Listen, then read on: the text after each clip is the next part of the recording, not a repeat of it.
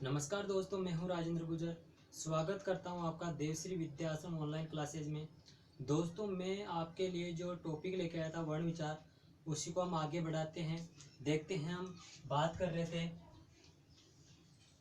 रहे थे दोस्तों, हम वर्ण विचार टॉपिक पर। हमने वर्णों का पहला किया था, हमने वर्णों का वर्गीकरण किया था, दूसरा हमने उसके बाद में स्वरों का वर्गीकरण किया। दूसरे पार्ट में हमने स्वरों का वर्गीकरण किया।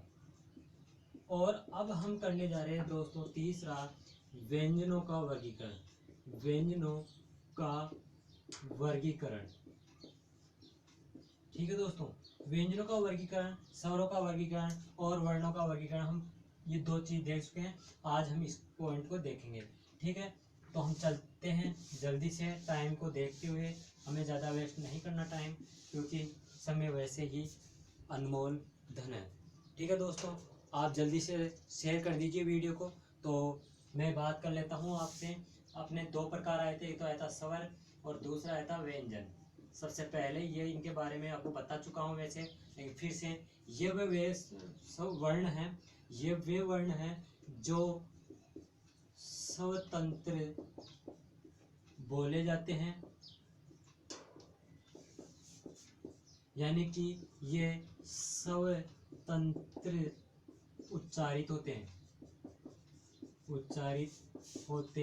हैं। इन्हें बोलने के लिए किसी वर्ण की आवश्यकता नहीं पड़ती, किसी वर्ण की सहायता नहीं लेनी पड़ती, यह स्वतंत्र होते हैं। ये व्यंजन क्या होते हैं? ये व्यंजन वे होते हैं, वे वर्ण जो उच्चारित करते समय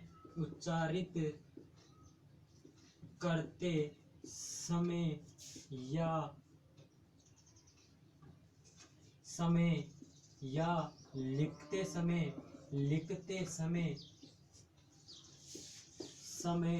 अन्य वर्णों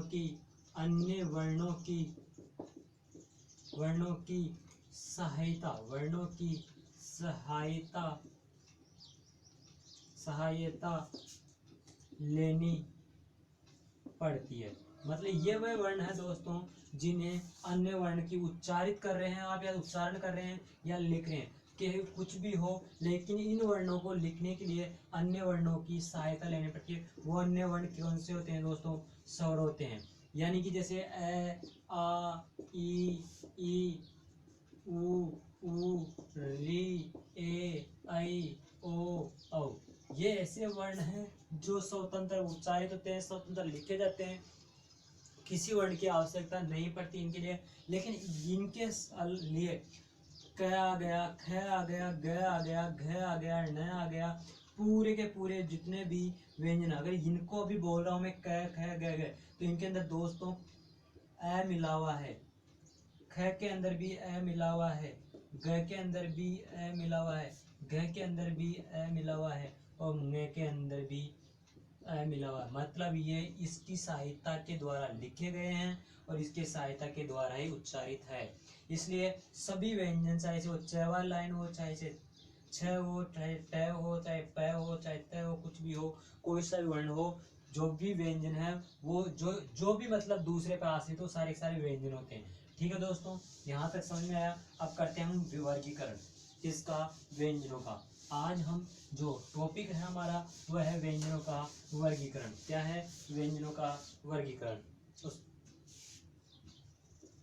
व्यंजनों का वर्गीकरण, यानी कि व्यंजनों का वर्गीकरण हम करने जा रहे हैं। इन व्यंजनों का वर्गीकरण एक तो लेते हैं दोस्तों, पहला तो लेते हैं उच्चारण के आधार पर। उच्चारण के आधार पर वर्गीकरण पहला लेते हैं, उच्चारण के आधार पर वर्गीकरण। देखो दोस्तों, इसको हम उच्चारण के आधार पर लेते हैं तो तीन प्रकार में लेते हैं। पहला लेते हैं हम दोस्तों स्पर्श, इसको संघर्षी भी कहते हैं, संघर्षी, या इसको कादय भी कहते हैं, इसे वर्गीय भी कहते हैं, वर्गीय। ठीक है, क्यों कहते हैं संघर्षी और कादेय और वर्गीय? क्यों कहते हैं इसको स्पर्श? तो क्योंकि जो वर्ण बोलते समय कहीं ना कहीं हमारे माउथ यानी मुंह जो होता है उसको कोश भाग को स्पर्श करती है। क्या? हवा। हवा जब प्राण वायु जब बाहर निकलती है, अपने फेफड़ों से सांस लेते हैं हम, तो वो बोलते वक्त तो हवा एक बाहर निकलती है, तो वो हवा कहीं ना कहीं स्पर्श करती है। बहुत संघर्ष करते हैं ये, कैसे मैं तक है, कैसे आदि तक आते हैं, यानी कि ये स्पर्श तो मैं तक आएंगे, लेकिन सारे के सारे व्यंजन जो मैं तक आएंगे वर्ग यानी कि वर्ग बने हुए हैं। मतलब इसमें क्या होंगे, इनको हम ये नामों से पुकारेंगे। इसके अंदर वर्ण कौन कौन से आएंगे, उन वर्णों की बात करते हैं। दोस्तों देखिए, इनमें हमें वर्ग बनाने पड़ेंगे, या तो वर्ग बना के याद कर लो, या मैं तो शॉर्ट ट्रिक आपको बताता हूँ दो। क च ट त प याद कर लो, या कचट तक, या फिर इसके नीचे ऊ लगा करके कू चू टू तू पू याद कर लो। सीधी शॉर्ट ट्रिक, कचट तप याद कर लो या कू चू टू याद करो। मतलब क का मतलब क वर्ग, क्योंकि हमें क्या बनाना है, वर्ग बनाने। क वर्ग, च वर्ग, ट वर्ग, त वर्ग और प वर्ग, यानी कि ये वर्ग आ गए। इसका मतलब इसके अंदर वो आने वाले वर्ण, इसके अंदर आने वाले प्रत्येक वर्ण में एक एक 5 वर्ण आएंगे। क, ख, ग, घ और न। च, छ, ज, झ और ङ। ट, ठ, ड, ढ और न। त, थ, द, ध और न। प, फ, ब, भ और म। दोस्तों ये हमारे यहाँ काम आ रहे हैं। फिर हम संधि पढ़ेंगे, व्यंजन संधि वहां कहा जाएगा। प्रत्येक वर्ग का, प्रत्येक वर्ग यानी ये अपने अपने वर्ग है, इनका उसी वर्ग का तीसरा वर्ण हो जाएगा, तो हमें ये पता होना। पंचम वर्ण हो जाएगा तो ये वर्ण आएंगे, ठीक है। इनको पंचमा अक्षर भी कहते हैं। यहाँ से यहाँ तक जो ये वर्ण है इनको पंचमा अक्षर भी कहते हैं। पंचमाक्षर भी कहते हैं कि 5वां अक्षर है ये, ठीक है।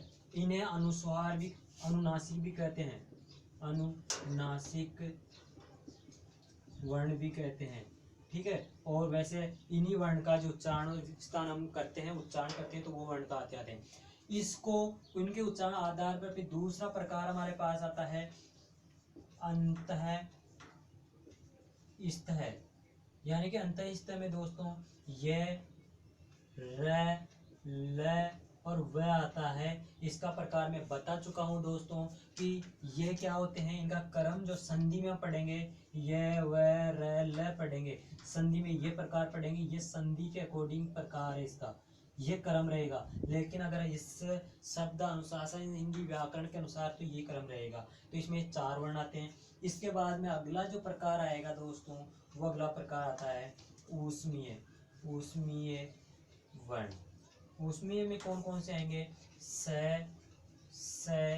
स और है। ये इस प्रकार से इनका वर्ग के आधार पर इनका वर्गीकरण हुआ है कि ये व्यंजन है। इन व्यंजनों का उच्चारण करते हैं तो इनको संघर्ष, स्पर्श या अंतःस्थ यानी कि बीच के होते हैं, ये ऊष्मीय होते हैं, ठीक है दोस्तों। इन वर्णों में अंतःस्थ को मैं इम्पोर्टेंट है थोड़ा सा, ये इसको अलग से बता देता हूँ। अंतःस्थ है, अंतःस्थ में कौन कौन से वर्ण आए थे वो देखने पहले। ये इसको शॉर्ट ट्रिक बता दूं आपको, ये रहेगी,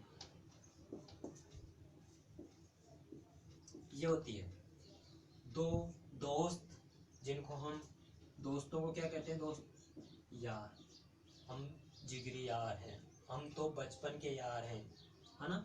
और उनके बीच में कब रहते हैं वो यार, दोस्त, जो उनके अंदर प्रेम रहता है, लव रहता है। तो देखो इसको करने के लिए दोस्त और यहाँ प्रेम कर सकते हैं। अभी देखो ये कब रहेगा दोस्त, प्रेम, यार, जब इसके अंदर से ये हटा दोगे तो ये इनका क्रम आ जाएगा, सिर्फ आके चिन्ह को हटाना है। अब देखो इसमें अंतःस्थ क्यों कहा है, क्योंकि ये ऊष्मीय और जो स्पर्श जो हमारे आते हैं इनके बीच के हैं, यानी कि इनका उच्चारण इनके बीच में लिया जाता है।